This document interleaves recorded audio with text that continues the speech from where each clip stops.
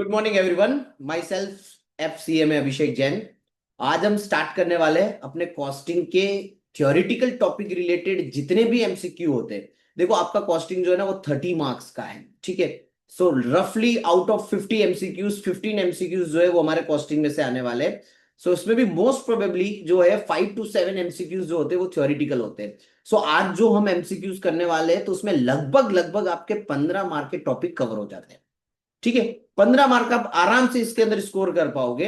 और डिटेल्ड के अंदर मैंने सारे MCQs बनाए हुए हैं। हर MCQ के आंसर के साथ आपको एक्सप्लेनेशन की डिटेल्स भी मिलेगी जिसमें सारा एक्सप्लेनेशन दिया हुआ है। सो PDF के अंदर you will get everything. Okay, तो चलिए let's start with costing MCQs। पहले थ्योरेटिकल लेते हैं, उसके बाद अगले वीडियो में मैं आपको प्रैक्टिकल सारे MCQs करके दूंगा। अपनी MCQ की जो बुक है, ठीक है, जो अपने ऑल इंडिया लेवल पे पब्लिश की हुई है, उसके अंदर CMA फाउंडेशन के लिए बेस्ट MCQ कंपाइल किया हुआ है, ठीक है। वो MCQ मैराथन है, उसके बाहर से तो क्या ही पूछेंगे। इतना वेराइटीज के MCQs जो है वो उसमें कवर किए गए जिसमें सारे कॉन्सेप्ट जो है वो आपके क्लियर हो सके। ओके, तो let's start with costing theoretical MCQ, then later on we will move to the practical MCQ। तो आपके 30 मार्क जो है वो सिक्योर हो जाएंगे।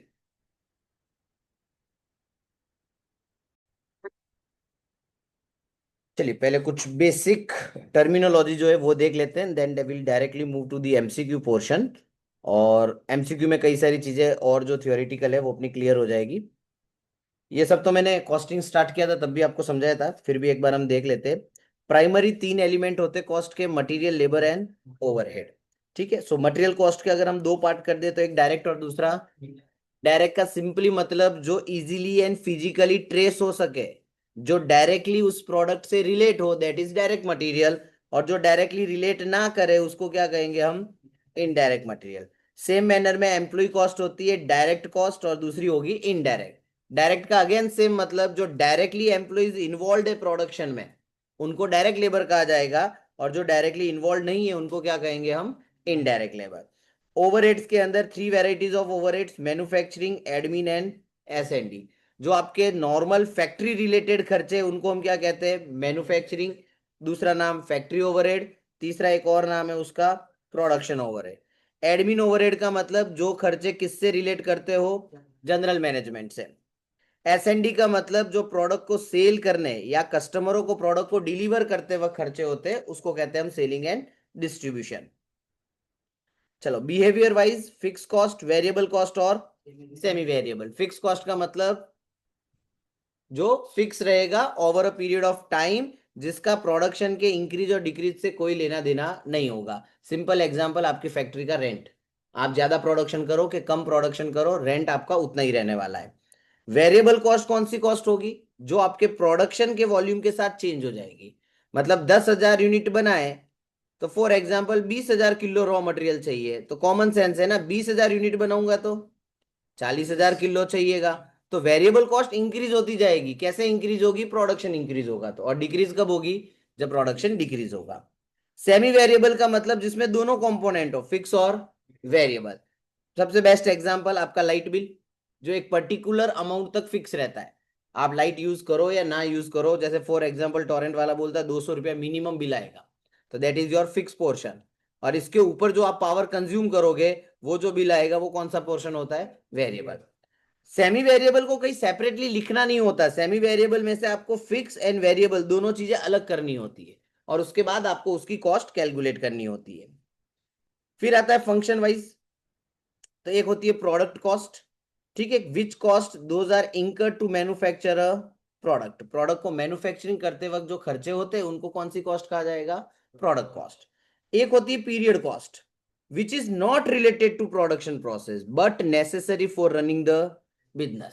प्रोडक्शन प्रोसेस से रिलेट नहीं करेगा लेकिन बिजनेस को चलाने के लिए वो खर्चा जरूरी है। Example marketing office, marketing expense हो गए, ऑफिस पे कोई स्टेशनरी वगैरह मंगवाई, एडमिन ऑफिस में जो लोग काम करते हैं उनको सैलरी वगैरह पे कर रहे हो, वो प्रोडक्ट से रिलेट नहीं कर रहे लेकिन ऑफिस चलाने के लिए, बिजनेस चलाने के लिए वो खर्चे करने होते हैं, तो उनको क्या कहेंगे हम? Period cost. फिर डिसीजन मेकिंग के लिए खर्चे कौन कौन से होते हैं? तो एक होती है रेलेवेंट कॉस्ट। रेलेवेंट कॉस्ट वो कॉस्ट होती है जिससे मैनेजमेंट के डिसीजन पे असर पड़ता है, जैसे कि वेदर टू मेक और बाय अ कंपोनेंट, कि मैं वो प्रोडक्ट बनाऊं कि उसको बाहर से खरीदूं। अगर मैं बनाऊंगा तो वो मुझे कितने में पड़ेगा, तो यहां पे मैं बेसिकली कंसीडर करूंगा वेरिएबल कॉस्ट कितनी आएगी उस प्रोडक्ट को बनाने में। जैसे फॉर एग्जांपल कोई प्रोडक्ट को बनाने में 10 रुपए का खर्चा आ रहा है, लेकिन मार्केट से अगर मैं परचेज करता हूं तो वो मुझे 8 रुपए में पड़ रहा है। तो मुझे क्या करना चाहिए, उसको बनाना चाहिए कि खरीदना चाहिए? मुझे खरीदना चाहिए। तो ऐसे खर्चे, ऐसे कॉस्ट जो डिसीजन लेते वक्त जरूरी होते हैं, उनको क्या कहेंगे हम? Relevant cost. इररेलेवेंट, जिससे आपके मैनेजमेंट के डिसीजन पे कोई फर्क नहीं पड़ने वाला, जैसे कि होती है संक कॉस्ट। संक कॉस्ट का मतलब एक बार खर्चा कर लिया, उसके बाद कुछ होने वाला नहीं है। जैसे आपने कोई एसेट खरीद ली, एक बार खरीद ली, वो हिस्टोरिकल कॉस्ट पे रिकॉर्ड हो जाती है। उस पे आप डेप्रिसिएशन लगाओगे, एसेट की वैल्यू रिड्यूस होगी, उससे आपके डिसीजन पे कोई फर्क पड़ने वाला नहीं है। So that's why it is known as sunk cost. जो कॉस्ट डूब गई है उसका कोई मीनिंग नहीं होने वाला है। Committed cost that arises for long term agreement and cannot be changed in the short term। Long term agreement करते वक्त कोई खर्चा हुआ है, कोई डॉक्यूमेंटेशन का खर्चा हो गया, कोई लीगल खर्चा हो गया, ठीक है, या 10-15 साल के लिए कोई पैसे आपने लिए, उसका कोई फाइनेंस कॉस्ट हो गया, तो वो कमिटेड कॉस्ट है, वो देनी ही पड़ेगी आपको। उससे आपके डिसीजन पे कोई फर्क पड़ने वाला नहीं है। तीसरी होती है अपॉर्चुनिटी कॉस्ट। ये तो सुना ही होगा आपने इकोनॉमिक्स में। क्या होता है? Profit foregone by choosing one alternative other product या अदर ऑप्शन। दूसरा ऑप्शन सिलेक्ट करने के लिए पहले वाले ऑप्शन में जो आपको नुकसान हुआ, that is known as opportunity cost. ठीक है, ये बेसिक टर्मिनोलॉजी है जो अपनी एग्जाम में बार बार पूछी जाती है। चलिए अब अपने डायरेक्टली मूव करते हैं एमसीक्यू पार्ट में। वहां पे बहुत सारी अदर डेफिनेशंस क्लियर होगी। अभी सिर्फ हम थियोरेटिकल एमसीक्यू कवर कर रहे हैं।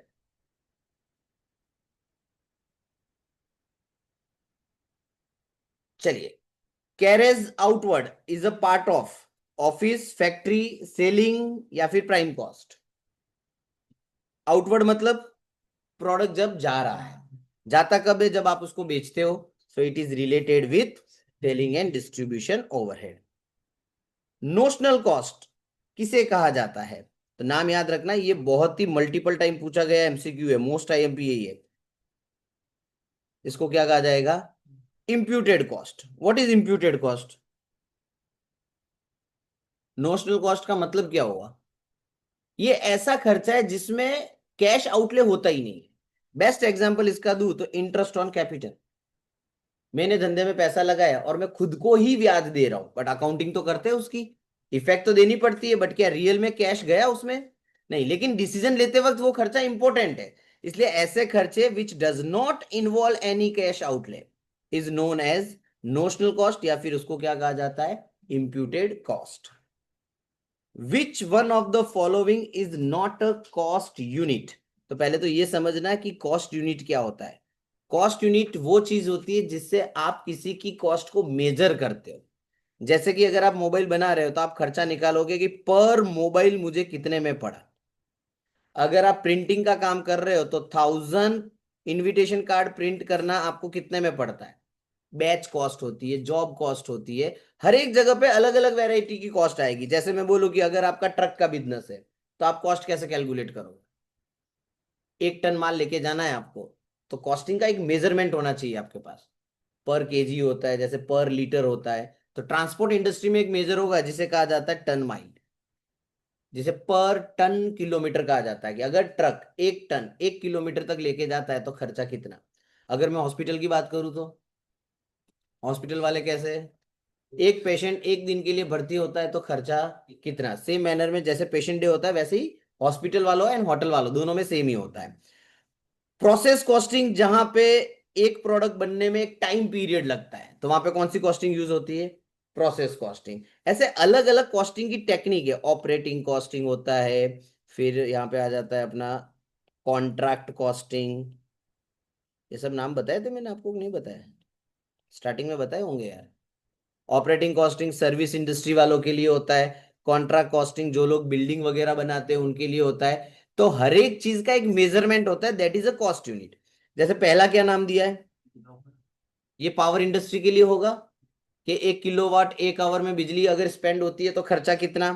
ये पेशेंट डे हॉस्पिटल वालों के लिए, टन किलोमीटर ट्रांसपोर्ट वालों के लिए। क्रेडिट डिवीजन नाम का कोई यूनिट ही नहीं होता है। इन्होंने हमको पूछा क्या है? Not a cost unit. क्यों क्रेडिट डिवीजन कोई यूनिट नहीं होता है? तो क्रेडिट डिवीजन एक डिपार्टमेंट होता है, जैसे कि बैंक हो गई, सच एज अ बैंक और लेंडिंग इंस्टीट्यूशन, जो कि क्रेडिट प्रोसेस वगैरह मैनेज करते हैं। ठीक है, वहां पे एक डिपार्टमेंट होता है जिसे हम क्या कहते हैं? Credit division. क्रेडिट डिवीजन से किसी की कॉस्ट फाइंड आउट नहीं होती है कि एक क्रेडिट डिवीजन का खर्चा कितना है, ऐसा कोई मेजरमेंट नहीं होता। किलोवाट होता है, पेशेंट डे होता है, टन किलोमीटर होगा, ठीक है, पैसेंजर किलोमीटर होगा। चलिए अगला है कॉस्ट रिडक्शन। तो भाई कॉस्ट रिडक्शन क्या है? तो पहले में लिखा है long term phenomena, it challenges the standard, it carried out without compromising the quality. Cost को कम करना लॉन्ग टर्म में होता है, शॉर्ट टर्म में पॉसिबल नहीं है। ठीक है, स्टैंडर्ड्स को चैलेंज करता है। स्टैंडर्ड्स का मतलब आपके बेसिक पैरामीटर्स। जैसे आपने नक्की किया कि 1 किलो रॉ मटेरियल जो है 2 रुपए में पड़ेगा, ये आपने स्टैंडर्ड नक्की किया, जबकि खरेखर आपका रॉ मटेरियल पड़ा 2.20 में। तो इसको कहते हैं हम एक्चुअल। ये क्या था मेरा?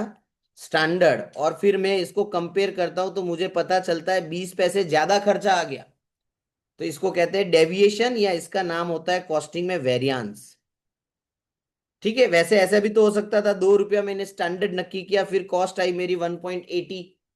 तो स्टैंडर्ड से भी हम क्या करते हैं? कॉस्टिंग का रिडक्शन करते हैं, ताकि हमें पता चलता है कि हम गलतियां कहाँ करते हैं। ये वेरियांस जो हम फाइंड आउट करते हैं, इससे फिर रिपोर्ट जनरेट करनी होती है कि भाई कितना किलो माल जो है आपने ज्यादा मंगवाया, कितना खर्चा ज्यादा आया, कौन से डिपार्टमेंट रिस्पॉन्सिबल थे, कौन सा पर्सन रिस्पॉन्सिबल था, क्यों ऐसा हुआ, हर चीज का डिटेल इन्वेस्टिगेशन होता है। सो स्टैंडर्ड्स को चैलेंज करता है। Carried out without compromising the quality. Quality में भी अपने को कोई कॉम्प्रोमाइज नहीं करना है, फिर कॉस्ट रिडक्शन करनी है। फिर तुम क्वालिटी खराब करोगे तो कॉस्ट तो रिड्यूस हो ही सकती है, लेकिन क्वालिटी में हमको कॉम्प्रोमाइज नहीं करना है। लॉन्ग टर्म में बेनिफिट मिलता है, एंड चैलेंजेस को, स्टैंडर्ड्स को चैलेंज करता है। मतलब इसमें आंसर आएगा हमारा ऑल ऑफ दी अबव। वो स्टेटमेंट जो आपको कॉस्ट का ब्रेकअप दिखाता है उसे कहा जाता है कॉस्ट शीट, जिसमें हर एक चीज को अलग अलग तरीके से बाइफरकेट किया होता है। प्राइम कॉस्ट में be correctly termed as, prime cost में क्या क्या होता है? Direct material, direct labour, direct expense. वो खर्चे जो डायरेक्टली प्रोडक्ट से रिलेट होते हैं उन्हीं को हम प्राइम कॉस्ट कहते हैं। सो देखो ऑप्शन क्या दिया है, all cost item which can B, यहाँ पे बोल ही दिया है डायरेक्टली चार्ज, तो आपका ऑप्शन यही आने वाला है। इन्होंने लिखा है फिर सेकंड में all direct material and labour cost excluding, नहीं अदर नहीं हो सकता, एक्सक्लूडिंग में एक खर्चा और है हमारे पास जिसका नाम है डायरेक्ट एक्सपेंस। चलो फिर तीसरा ऑप्शन क्या लिखा है, total cost incurred in producing a finished unit. Total cost के अंदर तो इनडायरेक्ट भी आ जाते हैं।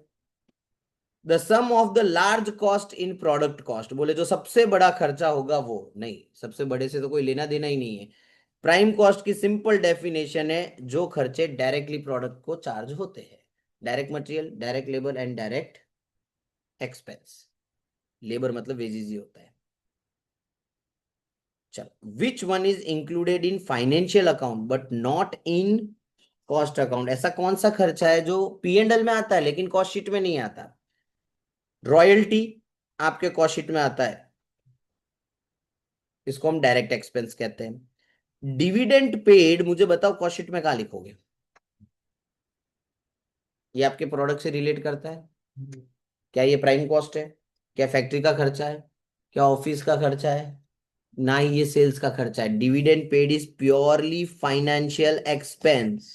एक्साइज ड्यूटी आपके गुड्स से रिलेटेड होता है, ये डायरेक्ट एक्सपेंस का पार्ट होता है। कैरेज एंड फ्रेट ये भी आपके गुड्स से रिलेट होता है, ये भी डायरेक्ट एक्सपेंस का पार्ट होता है। मतलब डिविडेंड पेड जो है वो फाइनेंशियल एक्सपेंस है। ऐसा कोई एक आध और एग्जांपल जो फाइनेंशियल कॉस्ट हो इस पे? Interest on loan purely financial, और goodwill written off, preliminary expenses written off, ये सिर्फ पी एंड एल में पाए जाते हैं, कॉस्ट शीट में कभी नहीं होते। विच of the following term is excluded from the cost account, इसमें से कौन सा कॉस्ट अकाउंट में एक्सक्लूडेड होगा? इनकम टैक्स आता है? कहाँ आता है? इनकम टैक्स कहाँ आता है? मैंने कब बोला? इनकम टैक्स प्योरली फाइनेंशियल है, पर्सन की इनकम पे लगता है वो, उसका कॉस्ट शीट से क्या लेना देना, प्रोडक्ट पे थोड़ी लगता है वो। एक्साइज ड्यूटी प्रोडक्ट पे लगता है, कस्टम ड्यूटी प्रोडक्ट पे लगता है, इनकम टैक्स पर्सनल होता है ऑनर का। इंटरेस्ट ऑन डिबेंचर, ये अभी आपने बोला था इंटरेस्ट ऑन बैंक लोन, तो ये फाइनेंशियल नेचर हो गया। कैश डिस्काउंट, ये कोई खर्चा ही नहीं है, ये तो कैश पेमेंट जल्दी लेने के लिए हम ऑफर करते हैं। ठीक है, ये तीनों की तीनों चीजें जो है कॉस्ट शीट में नहीं आती। ठीक है, so all of the above is the answer. Variable cost are fix, कब फिक्स होती है, याद है ना, वेरिएबल कॉस्ट पर यूनिट हमेशा क्या होगी, फिक्स होगी, और चेंज कब होगी, इन अमाउंट। फिक्स कॉस्ट में कैसा होता है, अमाउंट में फिक्स रहेगा, लेकिन पर यूनिट में वो क्या हो जाता है, चेंज हो जाता है। तो यहाँ पे आंसर क्या आएगा हमारा, per unit. Cost are classified into fix, variable, semi variable. जब आप इन तीन पार्ट में किसी भी कॉस्ट को डिवाइड करते हो तो उसको कहते हैं बिहेवियरल क्लासिफिकेशन। कॉस्ट के तीन बिहेवियर है, फिक्स, वेरिएबल और सेमी वेरिएबल। कॉस्ट अकाउंटिंग का मेन पर्पस क्या है, तो ध्यान रखना हमेशा, कॉस्ट अकाउंटिंग का मेन पर्पस होता है मैनेजमेंट को डिसीजन प्रोवाइड करना, डिसीजन लेने के लिए सारी इंफॉर्मेशन प्रोवाइड करना। मेन पर्पस पूछा, ये अदर पर्पसेज है। ठीक है, प्रॉफिट कैसे ज्यादा करना है, इन्वेंट्री कैसे कैलकुलेट करेंगे, सेलिंग प्राइस कैसे नक्की करनी है, लेकिन ये सब डिसीजन जाते किसके अंडर में, मैनेजमेंट के अंडर में। सो मेन पर्पस क्या होगा, providing information for decision making. Process cost is very much applicable, बताओ इसमें से कौन सी इंडस्ट्री लग रही है, एयरलाइन। एयरलाइन में कौन सी प्रोसेस होती है कि पहले आगे वाला हिस्सा बनेगा, फिर मशीन में डालेंगे, फिर दूसरा बनेगा। हाँ, तो ऐसे ही तो प्रोसेस कॉस्टिंग का मतलब क्या होता है, कंस्ट्रक्शन में भी नहीं होता, कंस्ट्रक्शन तो बिल्डिंग इंडस्ट्रीज है, तो स्टेप बाय स्टेप बनता है, प्रोसेस नहीं है उसके अंदर। प्रिंटिंग इंडस्ट्री बैच कॉस्टिंग है, जॉब वाला सिस्टम है वहां पे, एक बैच में प्रोडक्शन होता है। फार्मास्यूटिकल इंडस्ट्री, हाँ, दवाइयां जब बनाई जाती है तो it involves the mass production, और उसके अंदर एक प्रोसेस होती है प्रॉपर, और वो एक एक स्टेज के थ्रू जब वो खत्म होता है तब जाके उसकी मैन्युफैक्चरिंग कंप्लीट मानी जाती है। ठीक है, ऐसे बहुत सारे एग्जांपल तुमको बुक में दिए हुए, मैंने स्टार्टिंग में जब करवाया था तब तुमको वो लिस्ट याद करने को भी बोला था, याद हो तो। हर एक इंडस्ट्री के आगे नाम दिया हुआ है कि इसमें कौन सी कॉस्टिंग चलती है। ठीक है, सो फार्मा में कौन सा आता है, process costing. All indirect cost, बोलो सारे इनडायरेक्ट कॉस्ट को क्या कहा जाएगा, ओवरहेड। कॉस्ट अकाउंटिंग स्टैंडर्ड 21, ये नाम आपको सारे याद रखने हैं। क्या आएगा आंसर इसमें, क्वालिटी कंट्रोल। ठीक है, इसमें तो आपको लिख लिख के याद कर देने हैं, अगले लेक्चर में पूछूंगा मैं। 24 है। On the basis of relationship with accounting period cost are classified as, बोलो,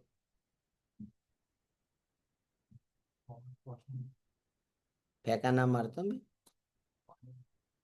रिलेशनशिप विथ अकाउंटिंग पीरियड, एक साल से कम का खर्चा, एक साल से ज्यादा का खर्चा, capital and revenue. Long term वाले खर्चे कैपिटल एक्सपेंस, एक साल से कम वाले खर्चे जो बार बार होते हैं वो रेवेन्यू एक्सपेंस होते हैं।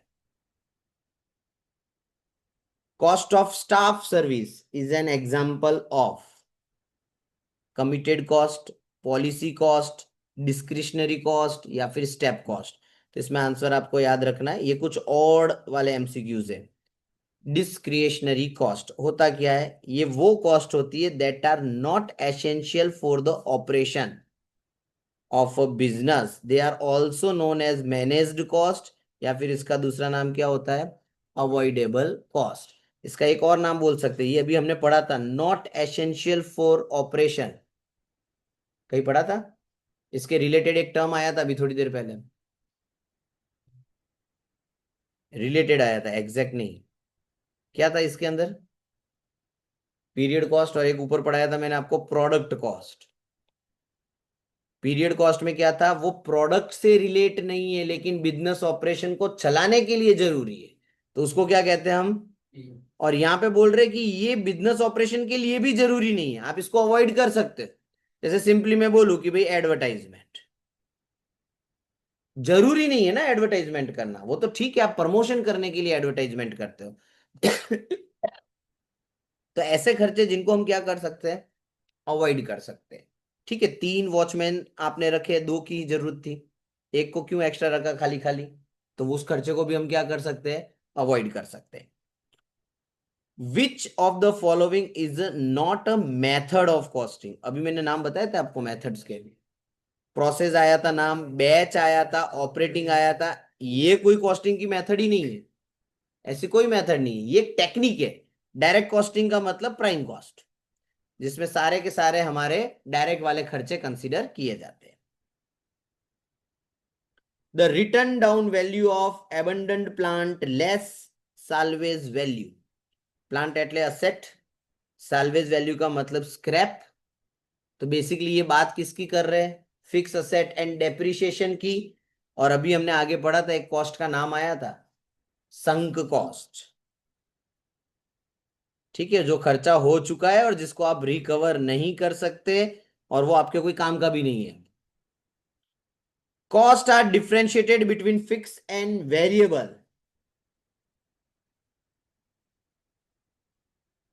किसके अंदर फिक्स एंड वेरिएबल को अलग अलग कंसीडर किया जाता है दोनों ही खर्चे आपके, ये दोनों मिलते हैं तो कहलाता है टोटल कॉस्ट। याद रखना, मार्जिनल कॉस्टिंग एक ऐसी चीज है जो सबसे इंपॉर्टेंट टेक्निक है कॉस्टिंग की, जो वेरिएबल कॉस्ट पे फोकस करती है एंड फिक्स कॉस्ट को अलग कर देती है। मार्जिनल कॉस्टिंग का कहना है कि फिक्स कॉस्ट कोई काम की नहीं है। इसी का दूसरा भाई है एब्जॉर्प्शन कॉस्टिंग, ये बोलता है दोनों ही लो, वेरिएबल भी लेनी चाहिए और इसको आप बोल सकते हो ट्रेडिशनल मेथड, मार्जिनल को हम बोल सकते हैं मॉडर्न मेथड। ठीक है, तो ये नाम याद रखना है आपको, मार्जिनल कॉस्टिंग, जो डिफरेंशिएट करेगा फिक्स और वेरिएबल को अलग अलग। विच of the following is a suitable cost unit for a BPO service या कॉल सेंटर डिपार्टमेंट, मतलब कॉस्ट सेंटर वाले अपने कॉस्टिंग कैसे निकालेंगे। देखो वो कोई प्रोडक्ट तो बना नहीं रहे, आवरली बेसिस पे भी कुछ उनका होता नहीं है, मिनट वाइज भी नहीं होता, आवर वाइज नहीं है तो मिनट वाइज तो नहीं हो सकता। तो उनके लिए क्या इंपॉर्टेंट होता है, कितने अकाउंट्स हैंडल किए उन्होंने, कितनी कंप्लेंट्स हैंडल की उन्होंने, कितने कॉल्स रिसीव किए उन्होंने। तो यहाँ पे कॉस्टिंग कैसे निकाली जाएगी, कॉस्ट पर अकाउंट हैंडल। पर अकाउंट हैंडल में अलग अलग हो सकता है, अलग अलग कॉल सेंटर में, कि कितने कॉल्स अटेंड किए, कितने प्रॉब्लम सॉल्व की, कितने कस्टमरों को टेकल किया आपने। इंटरेस्ट ऑन ओन कैपिटल, ये आया था थोड़ी देर पहले, notional cost. Advertisement cost are termed as, direct है सीओ, कॉस्ट ऑफ प्रोडक्शन है, सेलिंग है और नीचे डिस्ट्रीब्यूशन लिखा है, सेलिंग के distribution, selling overhead. Technique and process of ascertaining cost, sorry, technique and process of ascertaining cost are known as, ठीक है ध्यान रखना, technique and process of ascertaining cost का मतलब क्या कहलाएगा, वो कॉस्टिंग कहलाएगा। इन सब का मीनिंग अलग अलग होता है, मैं आगे आपको थोड़ा डिटेल में इसको बता दूंगा। branch of accounting which deal with classification, recording, allocation, summarizing, reporting of current and prospective cost is known as cost accounting। क्योंकि यहाँ पे पीछे वर्ड क्या दिया है, कॉस्ट। अगर फाइनेंशियल चीजें होती तो वो क्या कहलाता, financial accounting. Financial and cost से भी जो सबसे बड़ा होता है उसको कहते हैं मैनेजमेंट अकाउंटिंग, क्योंकि मैनेजमेंट में दोनों आ जाते हैं। ठीक है, सबसे डेंजर है ना ये मैनेजमेंट अकाउंटिंग कहलाता है, सबसे हाईएस्ट सैलरी मैनेजमेंट अकाउंटेंट ले जाते हैं, क्योंकि उनका रोल फाइनेंस एंड कॉस्टिंग दोनों का होता है, ये बेसिकली काम करते हैं डिसीजन का, और डिसीजन मेकिंग सबसे टफ काम होता है। विच of the following is not a function of cost accountancy, cost accountancy में कॉस्ट को कंट्रोल भी किया जाता है, कॉस्ट को असर्टेन भी किया जाता है। कॉस्ट अकाउंटिंग जो है वो कॉस्ट अकाउंटेंसी का पार्ट होता है, बस खाली एनालिसिस नहीं किया जाता। ठीक है, एनालिसिस वाला काम जो है वो कॉस्ट अकाउंटेंसी में नहीं आता, वो कॉस्ट अकाउंटिंग में आ जाता है। पॉल्यूशन कॉस्ट कौन सा स्टैंडर्ड आता है, याद है, तो भूल गए दिवाली की छुट्टियों में सब हम। Cost accounting standard 14। ये तो मैं पूछूंगा अगले लेक्चर में, सारे स्टैंडर्ड याद करके आना, क्योंकि एक एमसीक्यू पक्का है इसके ऊपर। चलो, cost are classified between direct indirect cost according to the method of classification. ये वाले सवाल में ना थोड़ा ध्यान से जवाब देना होता है।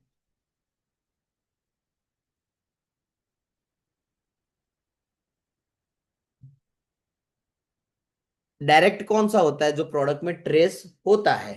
इनडायरेक्ट कौन सा होता है? जो प्रोडक्ट में ट्रेस नहीं होता। तो बेस्ट सुटेबल आंसर तो यही हुआ ना, डिग्री ऑफ ट्रेसेबिलिटी। अगर ट्रेस हुआ तो डायरेक्ट खर्चा, ट्रेस नहीं हुआ तो indirect. When the volume of output is increased, then the per unit fixed cost will be। Per unit fix cost क्या होगी अगर प्रोडक्शन बढ़ा तो? डिक्रीज होगा। समझो ना, आप 1 लाख रुपया भाड़ा भरते हो, 10,000 यूनिट बनाते हो, तो फिक्स कॉस्ट हुई 10 रुपया। 1 लाख रुपया भाड़ा भरते हो, प्रोडक्शन हो गया 50,000, फिक्स कॉस्ट कितनी हो गई? 5 रुपया पर यूनिट। तो जैसे प्रोडक्शन बढ़ेगा, output increase, fix cost per unit क्या हो जाएगी? अच्छा, फिक्स कॉस्ट इन अमाउंट बोला होता तो अनचेंज्ड। आंसर क्या हो जाता हमारा? अनचेंज। चलो, which of the following costing method is suitable for toy making industry? Contract तो हो नहीं सकता, जॉब वाइज तो खिलौने बनते नहीं है, बैच वाइज भी नहीं बनते। एक ही ऑप्शन बच गया अब हमारे पास, क्योंकि इसके अंदर भी बहुत सारे प्रोसेस कंप्लीट करनी पड़ती है तब जाके वो खिलौना बनता है। विच of the following is not a technique of costing? तो कौन कौन सी टेक्निक है, मैंने नीचे नाम दिए, टेक्निक के नाम याद रखना। एबीसी एक टेक्निक है, मार्जिनल कॉस्टिंग टेक्निक है, स्टैंडर्ड कॉस्टिंग टेक्निक है, एब्जॉर्प्शन कॉस्टिंग को टेक्निक कहा जाता है। तो ऊपर वाले में कौन सा टेक्निक नहीं है? बजटरी। ठीक है, ये नाम याद रखना। हाँ, टेक्निक कौन कौन सी है? ABC, marginal, standard and absorption. इसमें अलग अलग तरीके से कॉस्टिंग कैलकुलेट की जाती है। जैसे एबीसी होता है एक्टिविटी बेस्ड कॉस्टिंग, ये जो खर्चे होते हैं हमारे ओवरहेड, बोले ओवरहेड को आप एक्टिविटी वाइज डिस्ट्रीब्यूट करो। एक्टिविटी बेस्ड कॉस्टिंग आपको ये बताती है। मार्जिनल कॉस्टिंग बोलता है फिक्स कॉस्ट से कोई मतलब नहीं है डिसीजन लेते वक्त, फिक्स कॉस्ट हमारे काम की नहीं है, सिर्फ वेरिएबल पे फोकस करो। स्टैंडर्ड कॉस्टिंग कहता है कि एक स्टैंडर्ड बनाओ, एक एक्चुअल बनाओ और दोनों को कंपेयर करो, आपको वेरिएशंस मिलेंगे। एब्जॉर्प्शन कॉस्टिंग कहता है कि फिक्स एंड वेरिएबल दोनों को कंसीडर करो। तो ये अलग अलग टेक्निक्स हुई, लेकिन बजटरी कॉस्टिंग के अंदर हम बजट बनाते हैं कि आने वाले टाइम में इतना खर्चा होगा, आने वाले टाइम में हम इतना प्रोडक्शन करेंगे। तो ये डिपेंड होता है एस्टिमेट पे। हम एक अजम्पशन लगाते हैं कि आने वाले टाइम में क्या क्या होगा, that is budgetary costing. Excise duty बताया था मैंने थोड़ी देर पहले।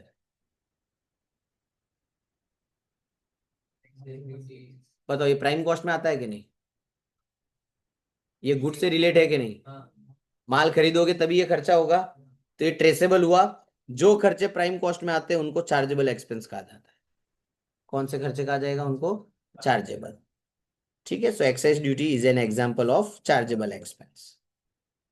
Over which of the following cost management is likely to have least control? ऐसा कौन सा खर्चा है जिसके ऊपर आप ज्यादा कंट्रोल नहीं कर सकते?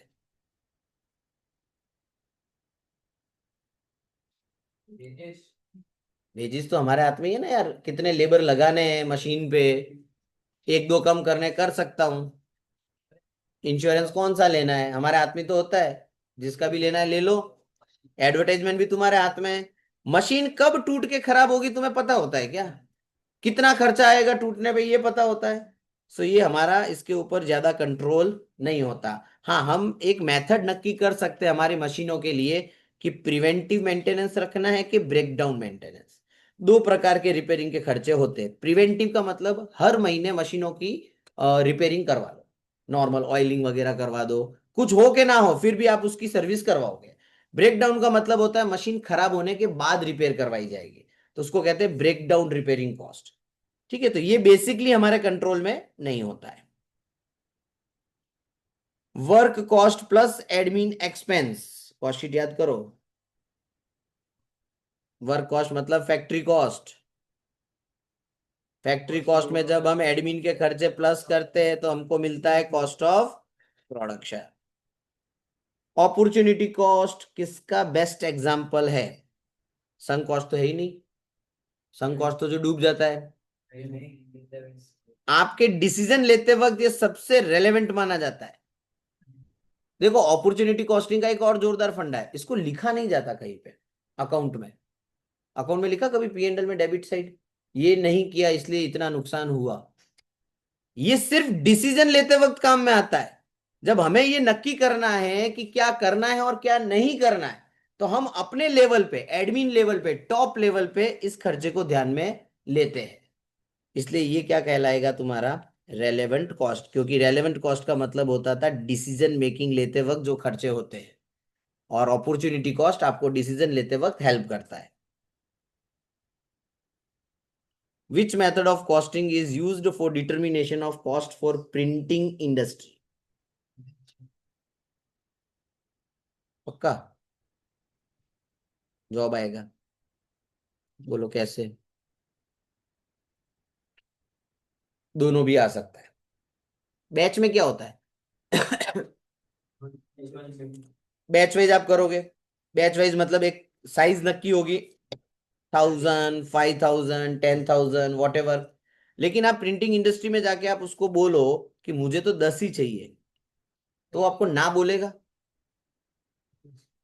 मैं आपको ऐसा नहीं, आप तो अड़ गए, नहीं 10 ही चाहिए, तो मैं आपको बोलूंगा भाई 10 लोगे तो 1000 रुपया लगेगा, और 100 लोगे तो 1010 रुपये लगेंगे।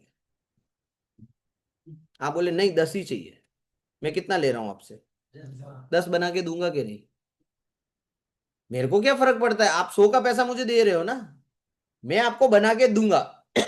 लेकिन क्या हर बंदा जो आएगा वो सेम इनविटेशन कार्ड छपवाएगा? सब में एक स्टैंडर्ड परफॉर्मर रहेगा? हर बार कस्टमाइज होगा कि नहीं? तो प्राइमा फेस या बेसिस पे ये कौन सी इंडस्ट्री होती है? जॉब कॉस्टिंग, जहां पे हर बंदा अलग अलग तरीके के ऑर्डर लेके आएगा और मैं उसकी नीड के हिसाब से प्रिंटिंग करके दूंगा।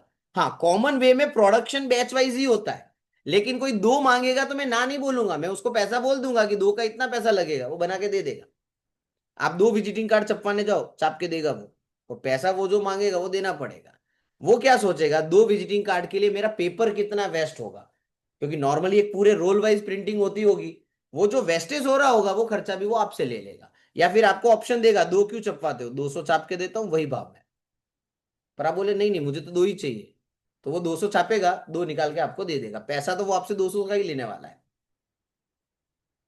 चलो, prime cost plus factory cost, factory overhead, factory cost. Bad debts are included. बोलो, direct, distribution, cost of production.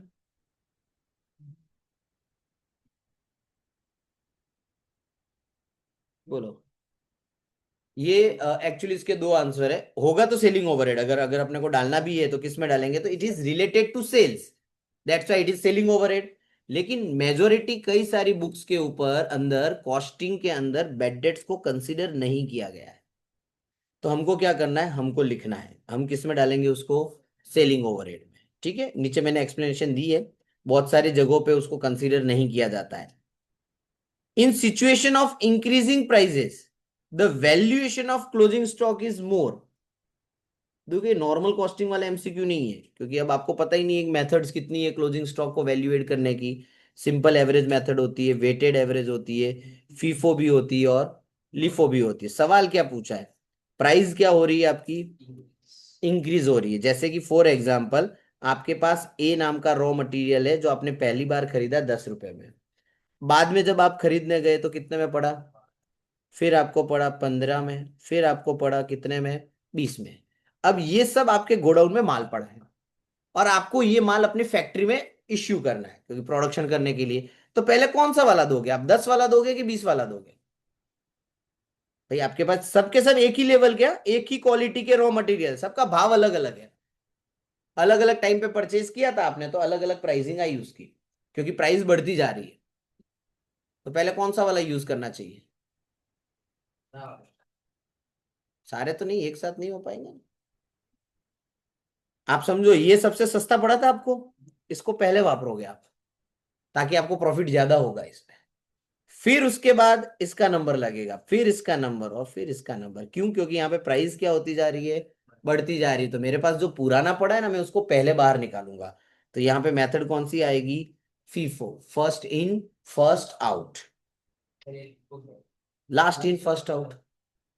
जब प्राइस घट रही हो तो लिफो यूज करना चाहिए, जब प्राइस बढ़ रही हो तो फीफो यूज करना चाहिए, और अनइवन चल रहा हो तो वेटेड एवरेज यूज करना चाहिए। कभी 10, कभी 8, फिर 12, फिर वापस 11, मिक्सिंग में चल रहा हो प्राइसिंग, फ्लक्चुएटेड मार्केट है तो वेटेड एवरेज मेथड यूज करनी चाहिए। हम्म, सिंपल होती नहीं है। लिखा है, होता है, करने वाले करते हैं, बट मोस्टली ये तीन मेथड यूज होती है, वेटेड, फीफो, लिफो। सिंपल वालों में कुछ हो ही नहीं रहा होगा, इन्वेंट्री नहीं होगी, दो चार स्टॉक में पड़ा होगा गोडाउन में कुछ। चलो, रॉयल्टी क्या है? ध्यान रखना, रॉयल्टी हमेशा कौन सा खर्चा माना जाएगा? Direct expense. इसमें से कौन सा स्टेटमेंट ट्रू है? क्या एबनॉर्मल कॉस्ट को आप कंट्रोल कर सकते हो, मतलब इज नॉट कंट्रोलेबल? क्या ये सही है? Is not controllable. What is abnormal cost? Normal के आगे एक वर्ड लिखा है एब, इसलिए बन जाता है ये एब नॉर्मल। एब हटा दूं तो नॉर्मल का मतलब जो आपके कंट्रोल में नहीं है। जैसे ट्रक में पेट्रोल वगैरह आ रहा है तो वो इवोपरेट होगा होगा और होगा, आप कितना भी कर लो, कितना भी ढक्कन टाइट लगा लो, वो उड़ेगा ही उड़ेगा। 1000 लीटर मंगाओगे ना तो आते आते 995 ही मिलेगा आपको। तो कुछ ना कुछ उसका नेचर ऐसा है कि नॉर्मल लॉस है, वो होने ही वाला है। आप दूर से ट्रक में माल मंगवाते हो तो वो सामने वाला बोल ही देता है 2% माल टूटने के चांसेस रहेंगे, क्योंकि 2000 किलोमीटर से ट्रक आ रहा है, इट इज नॉर्मल। आप चाह के भी उसको रोक नहीं सकते। एबनॉर्मल कॉस्ट को रोका जा सकता है। एबनॉर्मल लॉस का मतलब कि ड्राइवर को नींद आ गई, ट्रक जाके ठोक दिया किसी दीवार में, सारा माल खराब हो गया। रास्ते में ट्रक ऐसे ही खुला छोड़ के कहीं जाके सो गया, रातों रात माल चोरी हो गया। ये आपके अंडर में था, आप कंट्रोल कर सकते थे, लेकिन नॉर्मल आपके कंट्रोल में नहीं होता है। तो ये वाली बात तो गलत साबित हो गई इनकी। हमको ट्रू वाला पॉइंट फाइंड आउट करना है। फाइनेंशियल एक्सपेंस को कॉस्ट शीट में डाला जाता है, गलत, नहीं डाला जाता। All overhead changes with the change in volume and in the same proportion. बोले सारे खर्चे, प्रोडक्शन बढ़ेगा तो बढ़ेंगे और घटेगा तो घटेंगे, सारे खर्चे होते हैं ऐसे। इन्होंने लिखा ऑल ओवरहेड, ऑल मतलब इसमें सब आ गए, फिक्स और वेरिएबल। सिर्फ वेरिएबल चेंज होता है ना, फिक्स कहां से चेंज होता है? ये बात भी गलत है। प्राइमरी पैकिंग जो है वो प्राइम कॉस्ट का पार्ट होता है, ये सही बात है। दो तरीके के पैकिंग मटेरियल होते हैं, यहाँ पे आता है हमारा कॉस्ट अकाउंटिंग स्टैंडर्ड 9, जो बात करता है पैकिंग मटेरियल की। एक होगा प्राइमरी, दूसरा होगा सेकेंडरी। प्राइमरी का मतलब जिसके बिना प्रोडक्ट आप यूज ही नहीं कर पाओगे, वो जिंदा ही नहीं रहेगा, which is essential to hold the product. जैसे पानी का कैन है, तो पानी जो है वो किसके अंदर है?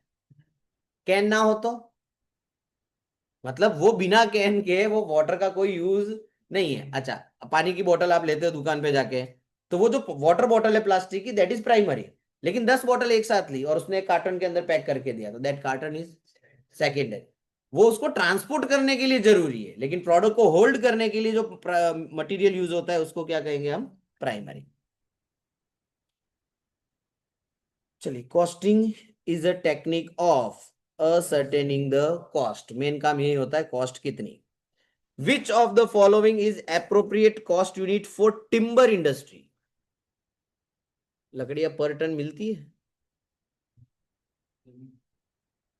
लकड़ियां कैसे मिलती है? लकड़ी खरीदने जाओ, टिम्बर मार्केट में जाओ कभी, मेजरमेंट पे होता है। और मेजरमेंट मतलब पर फुट, यस, क्यूबिक फीट वगैरह होता है वहां पे। टिम्बर इंडस्ट्री में, लकड़ी वाली इंडस्ट्री में पर फुट होता है। ठीक है, फिर तुम जाके बोलो 10 किलो लकड़ी दो तो ना आप बचे। विच of the following is a cost control technique?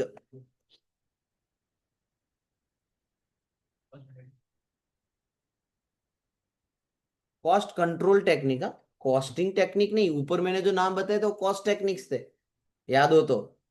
Technique में नाम था हमारा, मार्जिनल था, स्टैंडर्ड था, एब्जॉर्प्शन था, और एबीसी था। यहाँ पे कॉस्ट कंट्रोल की बात कर रहे हैं कि आप कैसे अपनी कॉस्ट को कंट्रोल करोगे। तो कॉस्ट कंट्रोल करने के लिए याद रखना हमेशा स्टैंडर्ड एंड एक्चुअल दो के कंपैरिजन से कॉस्ट को कंट्रोल किया जा सकता है। इसका मतलब कौन सी कॉस्टिंग है वो? स्टैंडर्ड। बताया था ना कि रॉ मटेरियल कितने में पड़ा, कितना सोचा था, वेरिएशन कितना आया, फिर हम इन्वेस्टिगेशन करते आने वाले टाइम पे वो गलतियां ना हो। Cost of free sample and gift, selling and distribution overhead. Behavioral costs are divided into fixed and variable. Which of the following is a part of both prime cost and conversion cost? दोनों में आता है।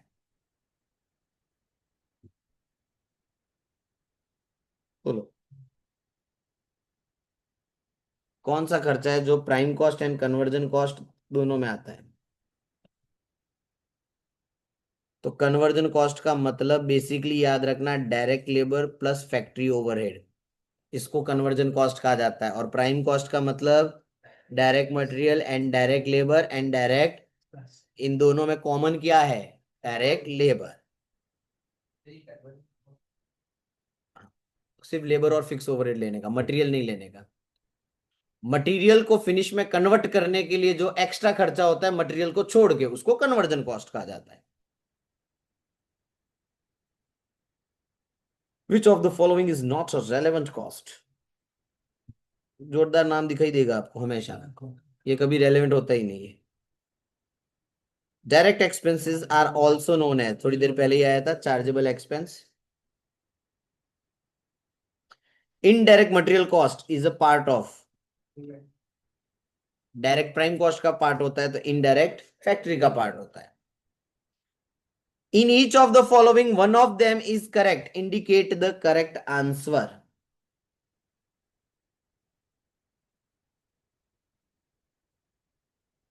खर्चों को उसके centre में link करना, centre का मतलब समझना है यहाँ पे। कॉस्ट सेंटर नीचे डिफाइन किया है मैंने, नहीं किया, आगे आएगा। चलो, कॉस्ट सेंटर का मतलब होता है जहां पे जाके सारी कॉस्ट कैलकुलेट होती है। ठीक है, जैसे आपका प्रोडक्शन हो गया, कितने प्रोडक्ट है, production department is your cost centre. आप सर्विस भी प्रोवाइड करते हो तो आपके अलग अलग सर्विस डिपार्टमेंट होंगे, that is a cost centre. आपके जो खर्चे होंगे इन डिपार्टमेंट्स में बांट दिए जाएंगे। जैसे फैक्ट्री भाड़ा भरा आपने, तो भाड़ा भरने के लिए वहां पे टोटल आपके 5 डिपार्टमेंट है, तो वो भाड़ा एक डिपार्टमेंट का थोड़ी है, वो पांचों डिपार्टमेंट में एलोकेट हो जाता है। सो ये याद रखना, आगे अपने डिफाइन करेंगे कॉस्ट सेंटर को वापस। The main purpose of cost accounting is provide information to management for decision making. The technique and process of ascertaining cost is one of the most important tools in cost planning. क्या का नाम मारो, important tool और वापस आगे किया है planning करने के लिए। और प्लानिंग का मतलब होता है एस्टिमेट। हम सोचते हैं कि कितना खर्चा होगा, कितना प्रोडक्शन होगा, कितना सेल्स करेंगे, दैट इज बजट। बाकी सारी चीजें आपको कॉस्ट कैलकुलेट करके देती है अलग अलग तरीके से, प्लान करने में आपको हेल्प कौन करेगा? Budget. A cost is sacrifice भी कहा जाता है, रिलीज ऑफ समथिंग भी कहा जाता है, एंड कंजम्पशन ऑफ रिसोर्सेज भी कहा जाता है। सेक्रीफाइस का मतलब क्या? सेक्रीफाइस्ड और forgone to achieve specific objective, basically हम अपॉर्चुनिटी कॉस्ट वगैरह जिसे कहते हैं। रिलीज ऑफ समथिंग का मतलब क्या हुआ यहाँ पे? Cost quantify the total amount of resources. आप रिसोर्सेज को क्या करते हो? कंज्यूम करते हो प्रोडक्शन करने के लिए। मटेरियल आ जाता है उसके अंदर, लेबर आ जाता है, यूटिलिटी का मतलब इलेक्ट्रिसिटी वगैरह आ जाता है, गैसेज आ जाते हैं, स्टीम वगैरह आ जाते हैं, तो उसमें भी तो खर्चा तो होगा ना। ठीक है, और फिर रिलीज ऑफ समथिंग का मतलब it involves an outflow of cash और other asset from the business. When a company pays rent it release cash over to the cost. मतलब जिसमें कैश आउटले होता है उसको कहते हैं रिलीज ऑफ समथिंग। जिसमें आप रिसोर्सेज यूज करते हो वो कंजम्पशन में आ जाता है, और कुछ पाने के लिए कुछ खोना पड़ता है, उसको हम क्या कहते हैं? सेक्रीफाइस। और इन तीनों के मिलन को ही कहा जाता है cost. So answer is all of the above. ठीक है, तीनों चीजें, ये डेफिनेशन का पार्ट हो गया। The main purpose of cost accounting is देखो कितनी बार आ रहा है ये, अलग अलग तरीके से बार बार यही चीज पूछते हैं। विच of the following is not a function of cost accountancy? In behavioral analysis, costs are divided into fixed and variable. A costing method in which fixed overhead are included in the cost inventory. Fix के खर्चे ध्यान में लिए जाते हैं कौन सी method में? Absorption costing में। खाली एक एब्जॉर्प्शन ही ध्यान लेता है उसमें। चलो, which of the following is a cost behaviour oriented approach to product costing? Marginal, ध्यान रखना ये फिक्स एंड वेरिएबल इसके हिसाब से चलता है। चलो, with in a given capacity fix cost per unit क्या होगा?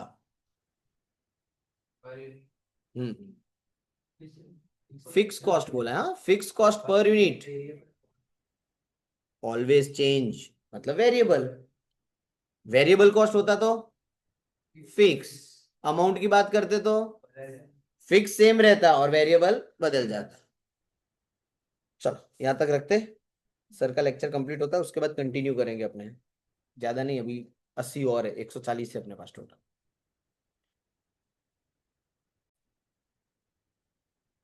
चलिए 60 तक किया था ना, चलो 61, the variable cost per unit. Variable cost per unit हमेशा क्या होता है? Fix in the nature. Cost are classified into fix, variable, behaviour classification. Important feature of a cost centre, देखो कॉस्ट सेंटर समझ ही लेते हैं। Cost centre is a unit within a business where costs are tracked and monitored. It allows for the identification and measurement of expense associated with specific activity of department.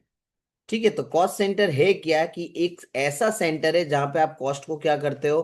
Track करते हो और monitor करते हो कि भाई particular department, मैंने पहले भी बताया था कि डिपार्टमेंट ए में क्या क्या हो रहा है, क्या क्या खर्चे हो रहे हैं, उसको मैं ट्रैक कर रहा हूँ डिपार्टमेंट ए में। ठीक है, या फिर मैं ऐसा बोल सकता हूँ मेरी मशीन है जिसका नाम है पी, उस मशीन को चलाने में मुझे कितने खर्चे आ रहे हैं, तो दैट मशीन सेंटर, उसको भी क्या कहा जाएगा? Cost centre. Cost centre simply मतलब जहां पे सारे खर्चे जाके ट्रैक होते हैं, मॉनिटर होते हैं, कलेक्ट होते हैं, समराइज किए जाते हैं। सो इंपॉर्टेंट फीचर क्या होगा इसके अंदर, बताओ? इंपॉर्टेंट फीचर, हम तो बदा इंपॉर्टेंट लागे।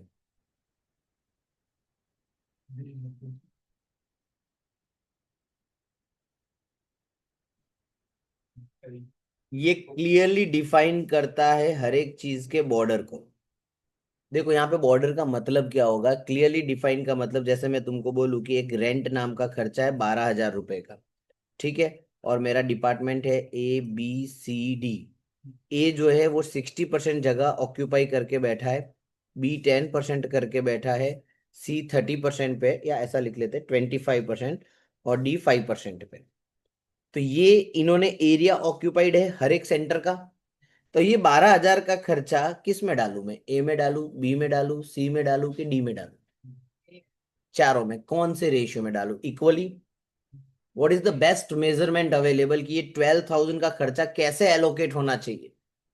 जिसने जितना एरिया ऑक्यूपाइड किया है उसके हिसाब से जाना चाहिए। So what I will do is 12,000 का 60% ए में डालूंगा, बी में 10 डालूंगा, सी में 25, डी में कितना डालूंगा? 5।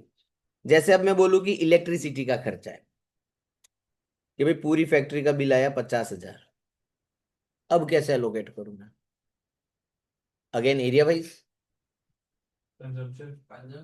है कहाँ? किसके पास ज्यादा नहीं है? नहीं तो फिर बेस्ट, तो फिर एरिया ऑक्यूपाइड ऐसा मान लेते हैं, जिसने ज्यादा एरिया ऑक्यूपाइड किया उसने ज्यादा इलेक्ट्रिसिटी कंज्यूम की होगी। या फिर कोई बेटर मेजर आपके पास अवेलेबल होना चाहिए, जैसे बेटर मेजर यहाँ पे होता है लाइट पॉइंट, कि स्विचेस किसमें ज्यादा है। लाइट पॉइंट का मतलब होता है स्विचेस, कि भाई ए के पास 15 स्विच है, इसके पास 20 है, इसके पास 10 है, इसके पास 5 है, तो जिसमें ज्यादा स्विचेस है उसमें ज्यादा खर्चा जाना चाहिए। तो ये हम कर क्या रहे हैं? हम हर खर्चों को एक प्रॉपर वे में कॉस्ट सेंटर में अलोकेट कर रहे हैं। और कॉस्ट सेंटर एक्यूरेसी के साथ तुमको बता रहा है कि खर्चा क्या क्या हो रहा है। तो डिपार्टमेंट वाइज, मशीन वाइज हर खर्चों को प्रॉपरली डिफाइन करता है, हर चीज को प्रॉपरली डिफाइन करता है कॉस्ट सेंटर। चलो, कॉस्ट सेंटर क्या हो सकता है? लोकेशन भी हो सकता है, इक्विपमेंट भी हो सकता है, पर्सन भी हो सकता है, ऑल ऑफ दी अबो, कोई भी हो सकता है कॉस्ट सेंटर। इक्विपमेंट मतलब मशीन हो सकती है, लोकेशन मतलब जियोग्राफिकल एरिया, अहमदाबाद में खर्चा कितना, बड़ौदा का खर्चा कितना, सूरत में खर्चा कितना, अलग अलग मेरे डिपार्टमेंट एरिया वाइज भी हो सकते हैं, पर्सन वाइज भी हो सकते हैं। 4 सेल्समैन रखे हुए, 4 सेल्समैन को कैसे कैसे खर्चा एलोकेट करेंगे, तो वहां पे पर्सन वाइज कॉस्ट सेंटर बन गया। चलो, कौन सा वर्ड है जो मार्जिनल कॉस्ट के साथ सबसे ज्यादा रिलेट कर रहा है? Variable cost. Benefit foregone, foregone से ही पता चल जाना चाहिए, opportunity cost. Total cost incurred in the operation of a business undertaking other than cost of manufacturing and production। देखो वहां पे period cost and product cost आई थी एक, जिसमें पीरियड कॉस्ट में हमने देखा था कि भाई ये प्रोडक्शन से रिलेट नहीं करता है, लेकिन यहाँ पे तो पीरियड कॉस्ट का सर ऑप्शन ही नहीं दिया हुआ है, बट उसकी जगह पे एक और उसका बेटर वर्ड दिया हुआ है, कमर्शियल कॉस्ट। क्योंकि ये ऊपर वाले जितने भी ये ए बी और डी, ये सब प्रोडक्ट से रिलेट करते हैं। कमर्शियल कॉस्ट जो है वो प्रोडक्ट से रिलेट नहीं करती, बिजनेस को चलाने के लिए करना पड़ता है वो खर्चा, मार्केटिंग, सेलिंग, डिस्ट्रीब्यूशन। ठीक है, सो पीरियड कॉस्ट की जगह पे दूसरा नाम हम कमर्शियल कॉस्ट भी यूज कर सकते हैं। Combination of more than one cost unit बोलो, combination of more than one cost unit. One cost unit से ज्यादा मतलब, देखो जैसे मैं बोलूं पर यूनिट खर्चा कितना, तो इसको सिंगल कॉस्ट कहते हैं। लेकिन मैं बोलूं टन किलोमीटर, तो इसमें दो मेजरमेंट आए, टन और किलोमीटर, मतलब ये कॉम्बिनेशन हुआ एक से ज्यादा का, उसका बेटर नाम होता है कॉम्पोजिट कॉस्ट यूनिट। ठीक है।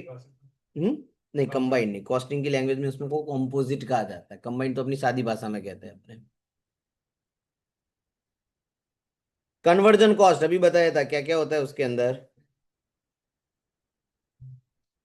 है, क्या क्या आता है? कन्वर्जन कॉस्ट में दो नाम थे, लेबर और फैक्ट्री। लेबर है ऑप्शन में, फैक्ट्री है, factory is the right answer.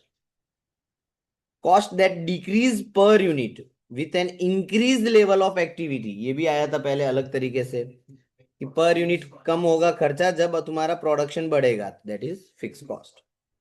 Which is a period cost,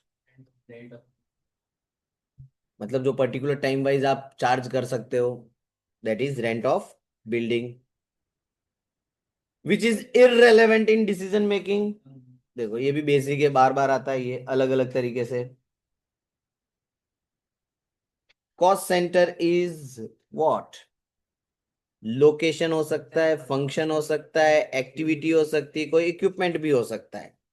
main purpose क्या होता है? कॉस्ट को एक्यूमुलेट किया जाता है ताकि हम उसको कंट्रोल कर सके कि कौन से डिपार्टमेंट में, कौन से मशीन में, कौन से एरिया में खर्चा कितना हो रहा है। चलो, cost that change in response to alternative cost course of action are called, change in response to alternative course of action, बोलो। Alternative course of action, cost change हो जाती है। सिंपली सादी भाषा में बोलूं तो दो अल्टरनेटिव की बीच की कॉस्ट, जैसे अल्टरनेटिव 1 1500 यूनिट बेचो, एक्सपोर्ट करो, अल्टरनेटिव 2 2000। ठीक है, ये दोनों की कॉस्ट निकालूंगा और इन दोनों के बीच में 500 यूनिट का डिफरेंस है, तो this is known as differential cost. जब आगे इंटर में आओगे तो ये सब के प्रैक्टिकल आएंगे कि भाई हमारी कंपनी जो है वो 90% कैपेसिटी पे काम कर रही है, 90% पे हमारी कंपनी तेरह 500 यूनिट बना रही है, अगर मैं 100% प्रोडक्शन कर दूंगा तो 15,000 यूनिट होने चाहिए। भाई 90 पे तेरह 500 होते हैं तो 100 पे कितने होने चाहिए? 15,000। ये आपका करंट मार्केट है, आप बेच रहे हो।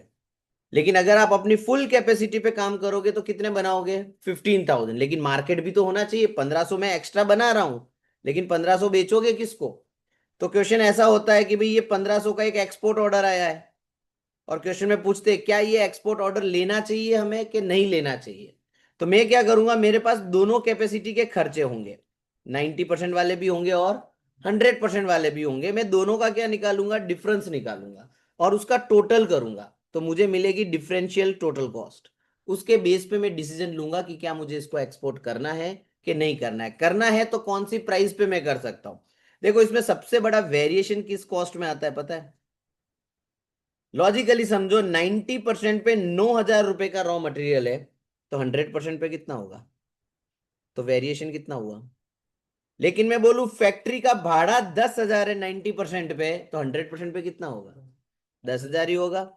वेरिएशन कितना आया, अगर तुम ध्यान से देखो, अगर मैं टोटल कॉस्ट निकालू इसकी तो कितनी आई, लेकिन यहाँ पे अगर तुम ध्यान से देखोगे तो 20,000 हो रही है और यहाँ पे कितनी हो रही है, 19,000। तो ये 1,000 वाले हम कम भाव में बेच सकते हैं क्योंकि फिक्स कॉस्ट तो लगने वाली नहीं है, तो यहाँ पे आपकी टोटल कॉस्ट क्या हो जाती है, कम हो जाती है। तो इस तरीके से हम अलग अलग टेक्निक यूज करते हैं, इस टेक्निक को कहा जाता है differential cost. When two alternative options में अगर आपको कंपैरिजन करनी हो तो डिफरेंशियल कॉस्ट मेथड आपको हेल्पफुल होती है। Cost can be classified according to all of the above, element wise होता है, फंक्शन वाइज भी होता है, बिहेवियर वाइज भी होता है। As production increase with the relevant range, production बढ़ेगा तो क्या होगा, क्या वेरिएबल कॉस्ट पर यूनिट बदलेगी, वेरिएबल कॉस्ट पर यूनिट बदलेगी, अरे पर यूनिट कहां बदलती है वो, पर यूनिट में तो बदलती नहीं है ना वेरिएबल कॉस्ट। क्या variable cost will very in total amount में बदलेगी, क्या फिक्स कॉस्ट अमाउंट में बदलेगी, क्या फिक्स एंड वेरिएबल दोनों सेम रहेंगे, तो option is variable cost will very in total. Exam में मैंने पहले ही बोला ये दो चीजें खास ध्यान रखना जो मैंने बताई है, वेरिएबल कॉस्ट पर यूनिट हमेशा फिक्स और रुपीज में हमेशा चेंज, और फिक्स में एग्जैक्टली इसका उल्टा कर देने का।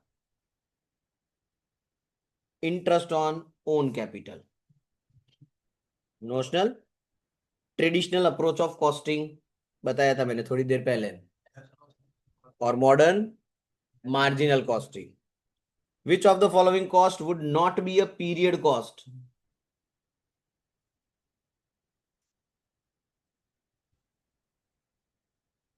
विच is not related to the production, product से रिलेट नहीं करना चाहिए। जनरल बिजनेस ऑपरेशंस को चलाने वाले खर्चों को हम पीरियड कहते हैं, इन्होंने बोला not a period cost. Indirect material, क्योंकि ये तो प्रोडक्ट कॉस्ट हुआ ना, इनडायरेक्ट मटेरियल तो प्रोडक्ट में गया। एडमिनिस्ट्रेटिव सैलरी, ऑफिस में कोई लड़कों को रखा है आपने पगार पे, उनका प्रोडक्शन से कोई लेना देना नहीं। एडवर्टाइजमेंट का नहीं, सेलिंग मतलब कैरेज आउटवर्ड वगैरह है, उसका भी आपके प्रोडक्शन से कोई लेना देना नहीं है। A segment of a business that generate both revenue and cost, क्या लिखा है, रेवेन्यू एंड कॉस्ट। रेवेन्यू मतलब इनकम, कॉस्ट मतलब एक्सपेंस, और दोनों के बीच का डिफरेंस होता है result profit, so that is known as profit centre. सिर्फ कॉस्ट की बात करूं तो it will be your cost centre, सिर्फ रेवेन्यू की बात करूं तो उसको रेवेन्यू सेंटर कहा जाएगा। Opportunity cost is the best example of relevant cost. Which of the following is not relevant cost, sunk cost। Period cost कौन सी होती है, related to specific period. Under which of the following all cost of production is considered as product cost regardless of whether they are variable or fixed in nature, मतलब वो अलग करता ही नहीं है फिक्स एंड वेरिएबल को, तो वो absorption costing है। और अगर वो उसको अलग करे तो वो कौन सा कॉस्टिंग हो जाएगा, marginal costing. All indirect cost is charged in the hand of factory overhead। Are future costs that affect the current management decision, decision को अफेक्ट करने वाले कॉस्ट कौन सी होती है, relevant cost. A firm use its own capital, owner's time or financial resources, both are example, उसको क्या कहेंगे हम, इम्प्लिसिट। इम्प्लिसिट का मतलब समझ लो, और नीचे एक्सप्लिसिट, दोनों समझा देता हूं। Implicit cost is the cost that has already accrued but is not reported as separate expense. It is non-monetary opportunity cost that arises when a business uses an asset or resources it already own instead of renting or buying it. Best example मैं बोल सकता हूँ depreciation. Already मैंने कोई asset खरीदी हुई है, उसके ऊपर ये खर्चा होने ही वाला है, मैं रेंट और बाय पे नहीं लेता। और एक्सप्लिसिट का मतलब समझना, आउट ऑफ पॉकेट एक्सपेंस, मतलब जिसमें मनी जाएगी, गांधी जी देने पड़ेंगे, तो उसको क्या कहेंगे हम? एक्सप्लिसिट। जिसमें गांधी जी ना देने पड़े उसको क्या कहेंगे हम? इम्प्लिसिट। तो यहाँ पे पूछा है वेजीज, रेंट, मटेरियल, पैसे देने पड़ते हैं, explicit. Which of the following cost would not be a period cost? Indirect cost, यहाँ पे फिर इनडायरेक्ट ओवरहेड वर्ड भी आ सकता था। Cost that is subject to actual payment और will be paid in future, payment होगा, अभी आया था, explicit cost. Which of the following is to be called product cost? Material, labour, factory overhead या सब ऑप्शन? ऑल, सबके सब product से रिलेटेड है। The measurable value of an alternative course of resources is referred as in process costing each producing department, मतलब हर process को क्या कहा जाएगा? क्योंकि हम हर प्रोसेस की कॉस्ट ढूंढेंगे वहां पे, प्रोसेस 1 में खर्चा कितना, प्रोसेस 2 में कितना। विच of the following is indirect cost? Machine का डेप्री, ओवर टाइम प्रीमियम, और कोई आपने जॉब के लिए कोई मशीन मशीन हायर की है, कोई टूल हायर किया है, वो इनडायरेक्ट कौन से? सबके सब क्या है? इनडायरेक्ट। इसमें से कौन सा खर्चा तुमको डायरेक्ट लग रहा है? एक भी डायरेक्ट नहीं है, so all are indirect. Which of the following are not associated with ordering cost? अब ये तुम्हारे लिए समथिंग न्यू है। ऑर्डरिंग कॉस्ट प्रोडक्ट को ऑर्डर करते वक्त खर्चा होता है, ये बेसिकली रिलेट करता है इन्वेंट्री मैनेजमेंट से। समझो, इसमें कई सारे एमसीक्यू ऐसे हैं जो आउट ऑफ टॉपिक भी है, ठीक है, बट कभी कभार अपना इंस्टीट्यूट एक आध बार हैप्पी बर्थडे कर देता है ऐसा टेढ़ा मेढ़ा पूछ के, भले ही तुम्हारे सिलेबस में ना हो। इसलिए मैंने ये सारी चीजें भी कवर की हुई है। दो तरीके के खर्चे होते हैं, एक होता है ऑर्डरिंग कॉस्ट, एक होता है carrying cost. Ordering cost order करने का खर्चा, कैरिंग कॉस्ट प्रोडक्ट को कैरी करने का खर्चा। जब भी तुम ऑर्डर करते हो प्रोडक्ट को, तो आप फैक्ट्री लेके बैठे हो तो आपको पता है कि भाई साल में 30,000 किलोग्राम रॉ मटेरियल आपको चाहिए, तो आप माल मंगाओगे कैसे? एक साथ, टुकड़ों में, कैसे मंगाओगे?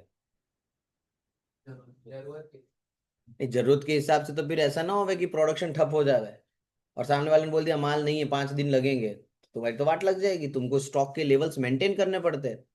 फैक्ट्री ऐसे थोड़ी चल जाएगी। आपको कोई ना कोई एक ऑर्डर तो नक्की करना पड़ेगा कि मैं हर बार 1,000 किलो मंगाऊंगा, 5,000 किलो मंगाऊंगा, 10,000 किलो मंगाऊंगा। एक ऑर्डर में कितनी क्वांटिटी मंगाओगे, ये नक्की करने के लिए कि which is the best option. Costing में एक ऑप्शन आप पढ़ने वाले हो ईओक्यू करके, इकोनॉमिक ऑर्डरिंग क्वांटिटी, कि मैं कितना ऑर्डर करूं कि मेरा खर्चा कम आए। अब वो कौन से खर्चे की बात है? Ordering cost and carrying cost.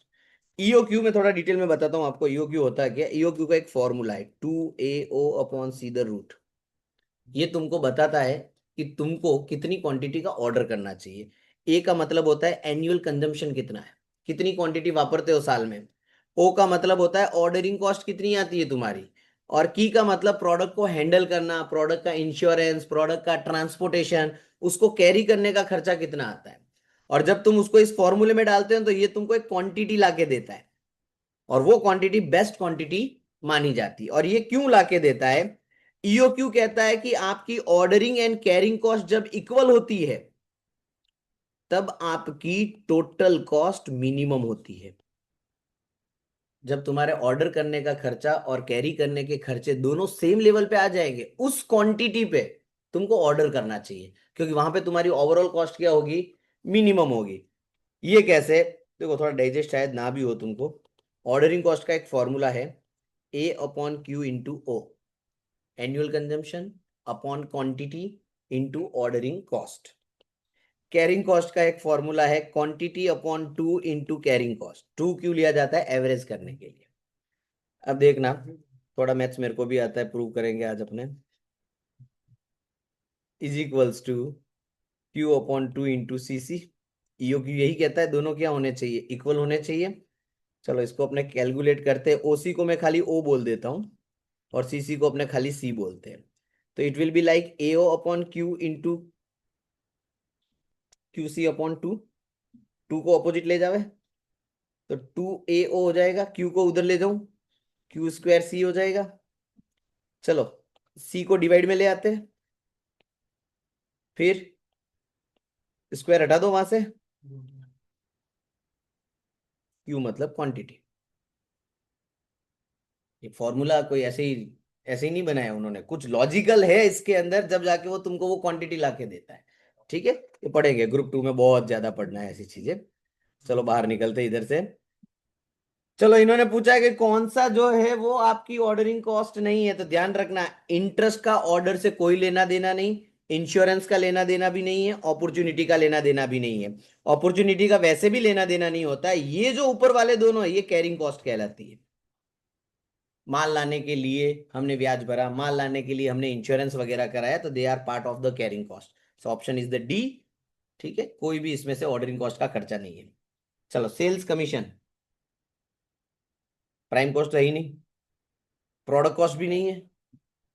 Product cost में तो प्रोडक्ट से रिलेटेड होना चाहिए। इनडायरेक्ट लेबर, ये लेबर तो है ही नहीं। A cost that remains unchange across the relevant range of, बता दो फटाफट चलो। द टाइम पास वाला सवाल है। चलो भाई, देखो अभी नीचे ना नाम बदल दिया, अभी तक बिहेवियर बिहेवियर चल रहा था, तुमने एकदम रट्टा भी मार दिया। बिहेवियर એટલે फिक्स वेरिएबल सेमी वेरिएबल, बोले classified into fix variable and semi variable. Function तो है नहीं, फंक्शन मतलब तो factory cost, product admin cost, S and D cost, वो सब होता है। एलिमेंट वाइज मतलब direct material, direct labour, direct expense. Controllability का मतलब जिसको हम कंट्रोल कर सकते हैं, लेकिन इसमें तो कई सारे ऐसे खर्चे हैं जो कंट्रोल नहीं हो सकते, और ये खर्चे जैसे प्रोडक्शन बदलेगा खर्चा भी अकॉर्डिंगली बदलेगा। एक्सेप्ट फिक्स नहीं बदलता। बट फिक्स में भी ऐसा नहीं है कि फिक्स कभी बदले नहीं, भाड़ा तुम्हारे घर का एक थोड़ी रहेगा। 2 साल 3 साल के बाद वो प्लस तो होगा, पर एक पीरियड तक वो क्या रहता है, कांस्टेंट रहता है, फिर जाके वो इंक्रीज होता है। चलो variable cost are fix per unit. Advertisement cost is selling overhead. Pollution control ये दोबारा आया है 14। Depreciation on building,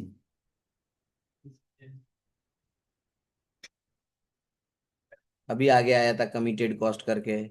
already decided, ये तो होगा ही खर्चा, एक ही तो खर्चा है जो बार बार अपने को पता है होने वाला है। डेप्रिसिएशन या तो डब्ल्यूडीबी मेथड होगी या फिर एसएलएम मेथड होगी, कोई भी मेथड होगी, तुमको पता है 10% लगाना है, 20% लगाना है। 21, विच of the following is not a method of costing. ये भी रिपीट है देखो। In each of the following, one is correct. Indicate the correct answer.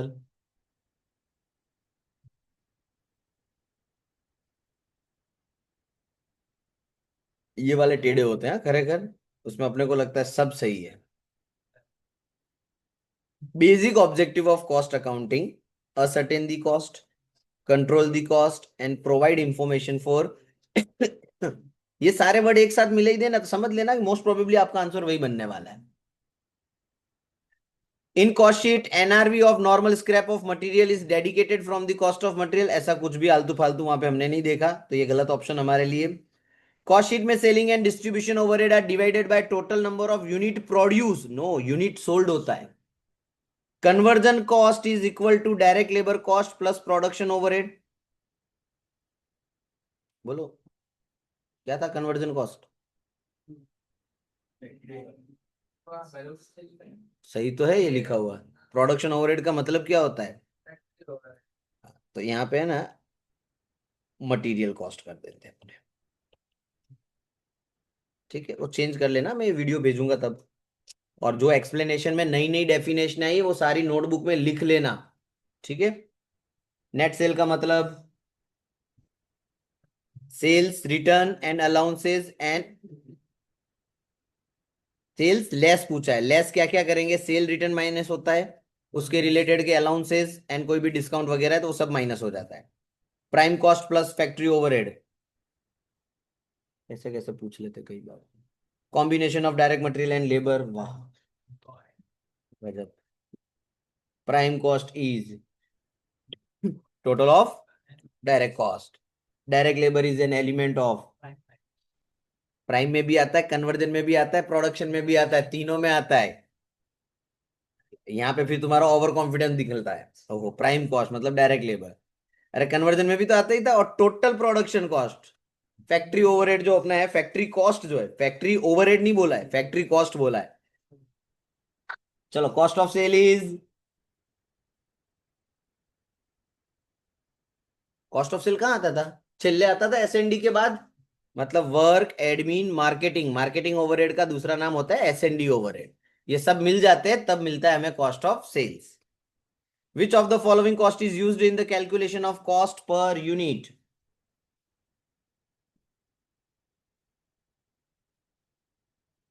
बोलो, क्या पूछा है? Calculation of cost per unit, कौन सी कॉस्ट कंसीडर की जाती है? बोलो। नीचे लिखा हुआ भी है, फिर क्या करें? देखो क्या क्या लिखा है, cost of goods available for sale है, कॉस्ट ऑफ गुड्स मैन्युफैक्चर्ड लिखा हुआ है। कॉस्ट ऑफ गुड्स मैन्युफैक्चर्ड का मतलब,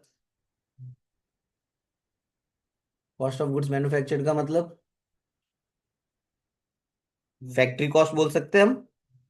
फैक्ट्री ओवरहेड मिलते हैं, उसके बाद हमको मिलता है cost of goods manufacture. Cost of goods sold कब आता है? जब आप ओपनिंग एंड क्लोजिंग स्टॉक दोनों को प्लस माइनस कर देते हो, तब आपको सीओजीएस मिलता है।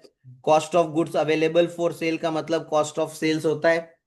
और यहाँ पे सवाल क्या है कि following cost is used in the calculation of cost per unit. यहाँ पे ये ऐसा बोलने जा रहे हैं, कॉस्ट पर यूनिट का मतलब, अपने वो पता है सीपीयू ढूंढते थे क्लोजिंग स्टॉक की वैल्यूएशन करने के लिए, तो basically they are talking about cost of production per unit.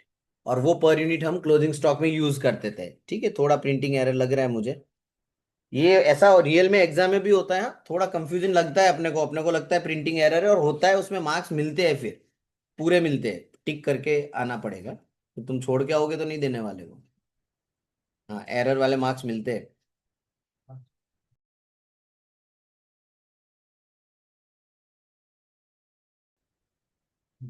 चलिए next.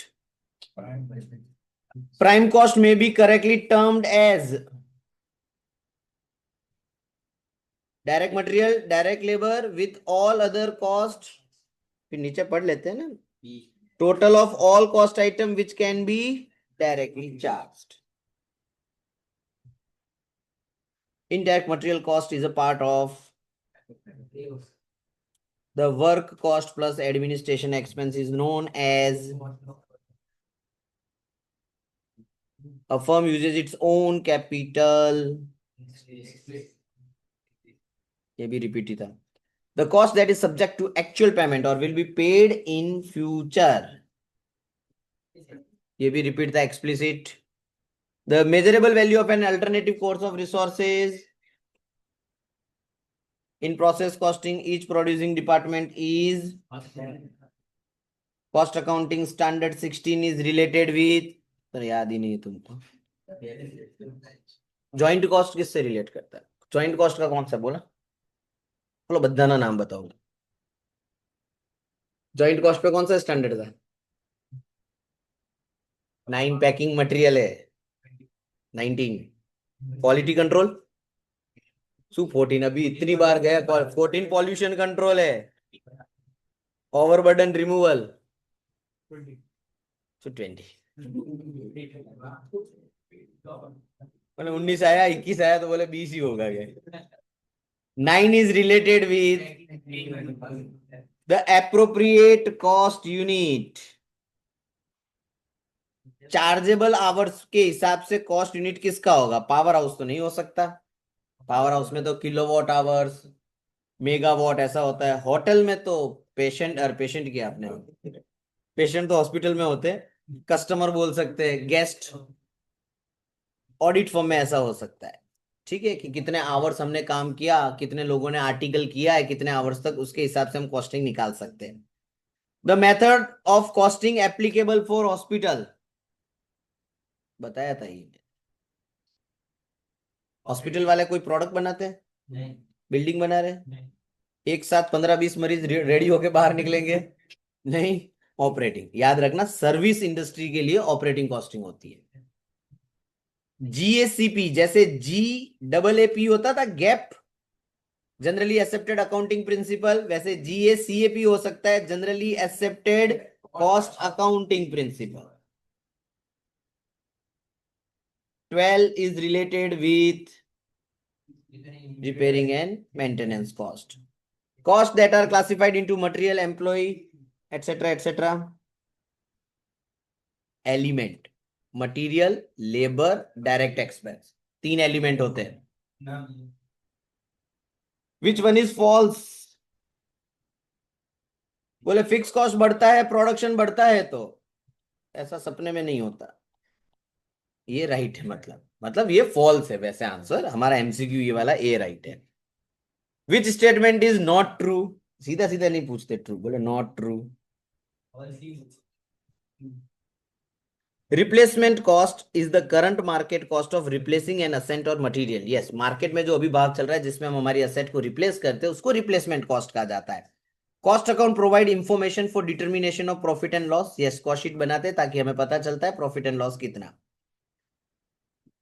Bad debt, legal charges for recovery of bad debt, sorry, recovery of debt are considered as selling and। तो अब देखो इसके अंदर कैसा है, मैंने पहले ही बोला था कि इसमें 2 आंसर्स अवेलेबल है।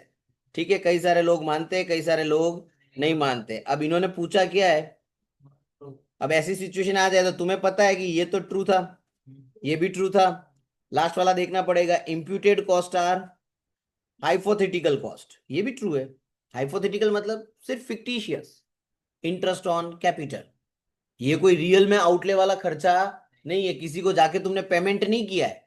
सो ये सिर्फ समझने के लिए होने वाला खर्चा है। सो फिर अब कोई ऑप्शन नहीं बचा तो फिर तुमको ये टिक करना पड़ेगा। ठीक है, बट हम कॉस्टिंग में बैड डेट्स को कंसीडर करते हैं। चलो यहाँ गयो, इनडायरेक्ट मटेरियल कॉस्ट, मजाक वाले क्वेश्चन। चलो, क्लासिफिकेशन बाय फंक्शन, अभी बताया था मैंने, function, factory, admin, S N D, 3 function होते हैं। चलो, adoption of identical costing principle and procedures. Identical का मतलब सेम, एबीसीडी में सेम, दूसरा मतलब कोई निकल रहा है? यूनिफॉर्म कॉस्टिंग जो होती है जिसमें सभी प्रिंसिपल एंड प्रोसीजर हर जगह पे सेम होते हैं। प्राइम कॉस्ट,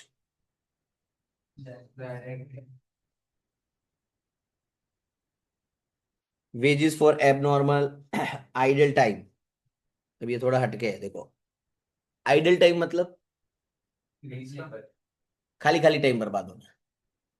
पगार मिली, काम नहीं किया, जैसे लाइट चली गई, फैक्ट्री बंद हो गई थोड़ी देर के लिए, मजदूर चाय पानी के लिए बाहर घूमने चले गए, कोई काम कर ही नहीं सकते अब विदाउट इलेक्ट्रिसिटी, तो उस टाइम पे भी आप उनको पेमेंट तो चालू ही था, रिक्शे के मीटर की तरह उनका भी तो मीटर चालू ही था, पेमेंट तो करना ही पड़ेगा। तो that expense is abnormal idle time wages जैसे कहा जाता है। 2 होते हैं, एक होता है नॉर्मल, नॉर्मल मतलब जो आपके कंट्रोल में नहीं है, एब नॉर्मल मतलब जो आपके कंट्रोल में, लाइट बिल भरा होता तो लाइट नहीं जाती ना, तो दैट इज एब नॉर्मल।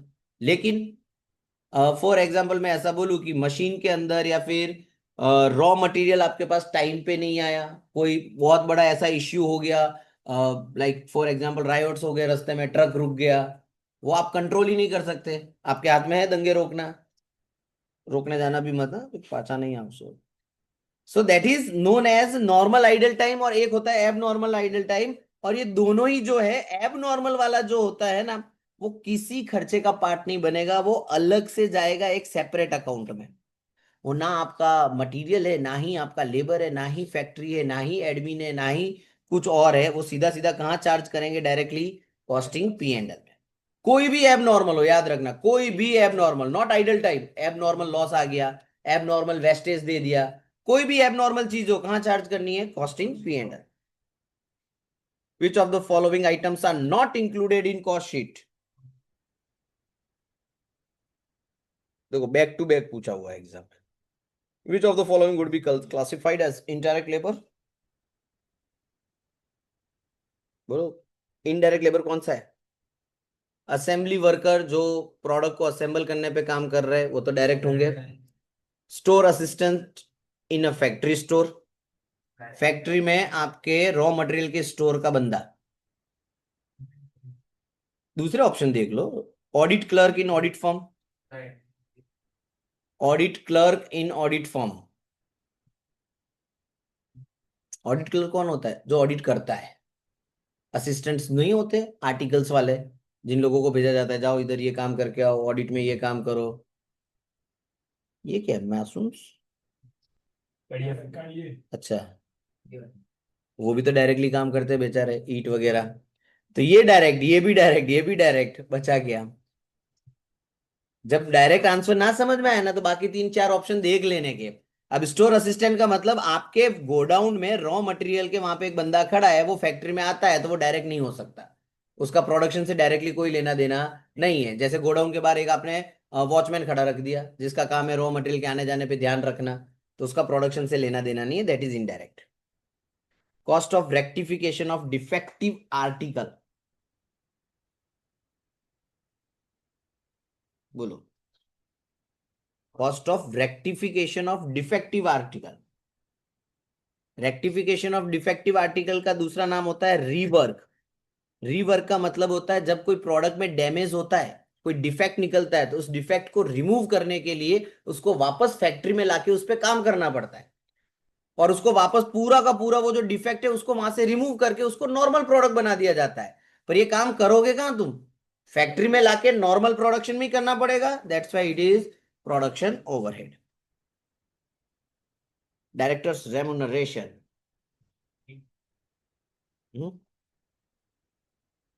ऑफिस वाला ही हुआ ना वो तो। चलो, which of the following are not included in cost sheet? Donation, बोलो कौन सा खर्चा है? फैक्ट्री में काम करना है तो डोनेशन देना पड़ता है, એટલે ये तो नहीं आएगा, मतलब it is not included. Collection expense, पैसा नहीं दे रहा था तो फिर लगाई थोड़ी जैक वैक, एजेंसियों को हायर किया पैसे कलेक्ट करने के लिए।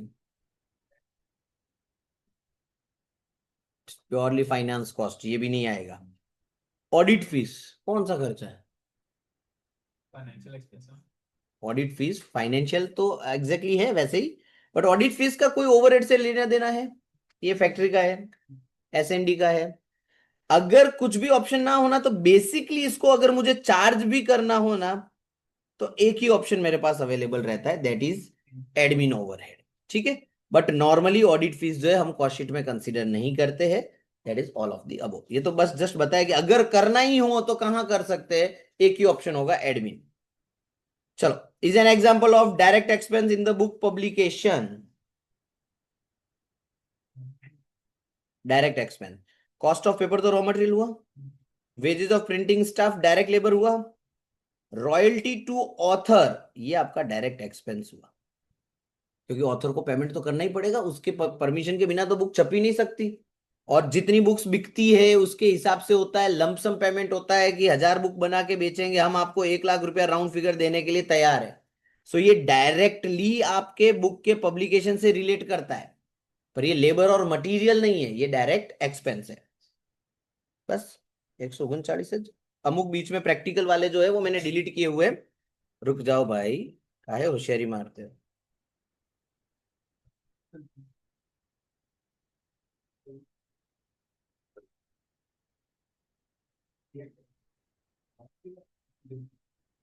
अरे यार, चलो इसमें से ही देख लेते हैं, वो अपडेट में चला गया है। ये तो देख लिया था ना, मैंने कुछ बोला था, हाँ ये वाला बेसिक टर्म्स की समरी, ये फाइल भी मैं आपको भेज दूंगा। कॉस्ट किसे कहेंगे? The value of money spent on resources. ठीक है, नीचे मैंने उसको डिटेल में भी एक्सप्लेन किया गया है, जैसे कॉस्ट ऑफ मटेरियल हो गया, कॉस्ट ऑफ लेबर हो गया, उन सबको हम कॉस्ट कहेंगे। कॉस्ट अकाउंटेंसी किसे कहेंगे? नीचे वाला ही देख लो, ज्यादा अच्छा है तुम्हारे लिए, समराइज तो तुमने क्या खबर पड़ना। कॉस्ट अकाउंटेंसी थर्ड वाला, application of principal method technique in practice It is a broader field that involves calculation of cost, interpretation and decision. So cost accountancy बहुत बड़ा टर्म है, कॉस्ट अकाउंटिंग उसके अंदर आ जाता है। कॉस्ट अकाउंटेंसी में हम सारे प्रिंसिपल, मेथड, जितनी भी कॉस्टिंग की टेक्निक्स है, उसको कैसे कैलकुलेट करना, उसको कैसे इंटरप्रीट करना, उसके डेटा से डिसीजन कैसे लेना, दैट इज अकाउंटेंसी। जैसे नीचे लिखा है, manager using cost accountancy to set prices for product, control of expenses, future production को प्लान करना। तो ये सब कॉस्ट अकाउंटेंसी की मदद से करता है वो। कॉस्ट अकाउंटिंग ऊपर लिखा है कि कैसे आप ट्रांजैक्शंस को रिकॉर्ड करोगे, एनालिसिस करोगे और समराइज करोगे। जैसे नॉर्मली हम फाइनेंशियल अकाउंटिंग की डेफिनेशन भी यही लिखते हैं कि भाई ट्रांजैक्शंस को रिकॉर्ड करना, एनालिसिस करना और उसको समराइज करना। Cost centre department, function, organization के अंदर होगा जिसमें सारे खर्चे एक्यूमुलेट होंगे, बट वो आपको रेवेन्यू जनरेट करके नहीं देगा, वहां पे सिर्फ सारे खर्चे एक्यूमुलेट किए जाएंगे।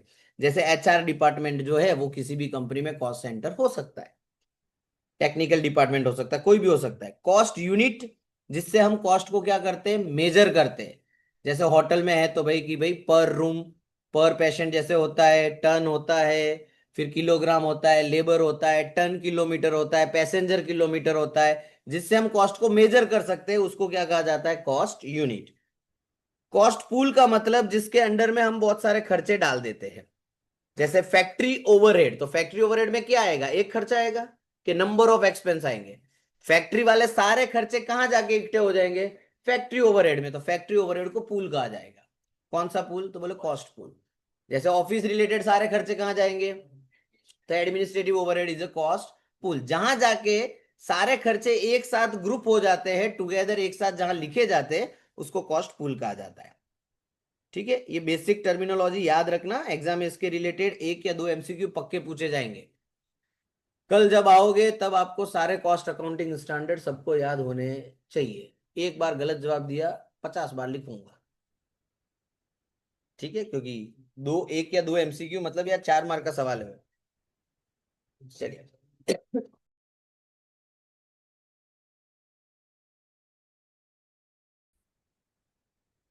चलिए, तो हमने जितने भी एमसीक्यू थे अपने थ्योरेटिकल कॉस्टिंग के सारे टॉपिक को कवर करने वाले, वो सब हमने अच्छे से कंप्लीट कर लिए।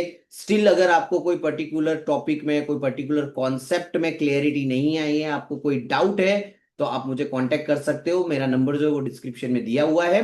ओके, तो आप मुझे व्हाट्सएप पे अपने डाउट्स जो है वो आप शेयर कर सकते हो। ठीक है, आप बस कौन से चैप्टर से बिलोंग करते हो खाली उतना आप उसके अंदर लिख लेना, so I will get the idea that कि आप कहाँ से बात कर रहे हो। ओके, कंटिन्यूसली मैं आपको जो वीडियोस है वो सारे शेयर करता रहूंगा, अकाउंट्स के, दूसरे टॉपिक्स के।